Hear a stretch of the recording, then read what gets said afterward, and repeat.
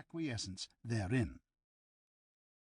A casual observer, adds the secretary, to whose notes we are indebted for the following account, a casual observer might possibly have remarked nothing extraordinary in the bald head and circular spectacles which were intently turned toward his, the secretary's, face during the reading of the above resolutions.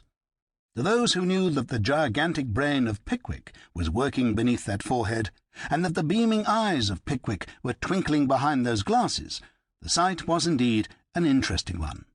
There sat the man who had traced to their source the mighty ponds of Hampstead, and agitated the scientific world with his theory of tittlebats, as calm and unmoved as the deep waters of the one on a frosty day, or as a solitary specimen of the other in the inmost recesses of an earthen jar.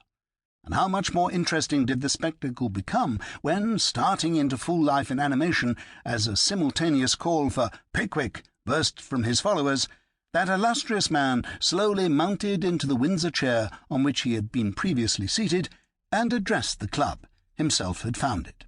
What a study for an artist did that exciting scene present! The eloquent Pickwick, with one hand gracefully concealed behind his coat-tails, and the other waving in air to assist his glowing declamation.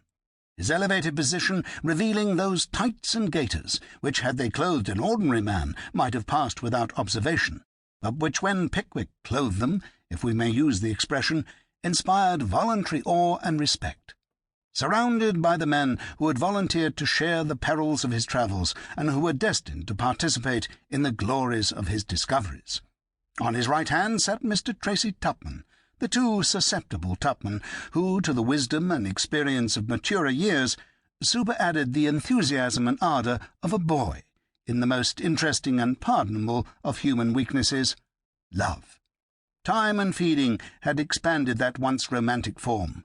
The black silk waistcoat had become more and more developed. Inch by inch had the gold watch-chain beneath it disappeared from within the range of Tupman's vision, and gradually had the capacious chin encroached upon the borders of the white cravat. But the soul of Tupman had known no change.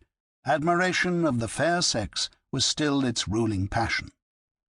On the left of his great leader sat the poetic Snodgrass, and near him again the sporting Winkle, the former poetically enveloped in a mysterious blue cloak with a canine skin collar, and the latter communicating additional lustre to a new green shooting coat, plaid neckerchief, and closely fitted drabs. Mr. Pickwick's oration upon this occasion, together with the debate thereon, is entered on the transactions of the club.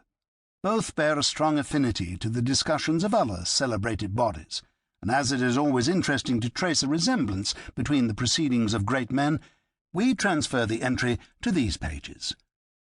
Mr. Pickwick observed, says the secretary, that fame was dear to the heart of every man. Poetic fame was dear to the heart of his friend Snodgrass. The fame of conquest was equally dear to his friend Tupman, and the desire of earning fame in the sports of the field, the air and the water, was uppermost in the breast of his friend Winkle. He, Mr. Pickwick, would not deny that he was influenced by human passions and human feelings. Cheers. Possibly by human weaknesses. Loud cries of no. But this he would say, that if ever the fire of self-importance broke out in his bosom, the desire to benefit the human race in preference effectually quenched it. The praise of mankind was his swing. Philanthropy was his insurance office. Vehement cheering. He had felt some pride, he acknowledged it freely, and let his enemies make the most of it. He had felt some pride when he presented his Tittlebatian theory to the world. It might be celebrated, or it might not. A cry of "it is," and great cheering. He would take the assertion of that honourable Pickwickian whose voice he had just heard. It was celebrated.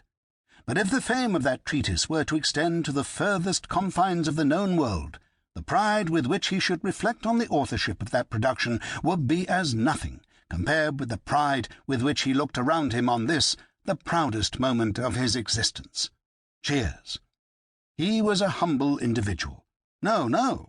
Still, he could not but feel that they had selected him for a service of great honour, and of some danger. Travelling was in a troubled state, and the minds of coachmen were unsettled. Let them look abroad and contemplate the scenes which were enacting around them. Stage-coaches were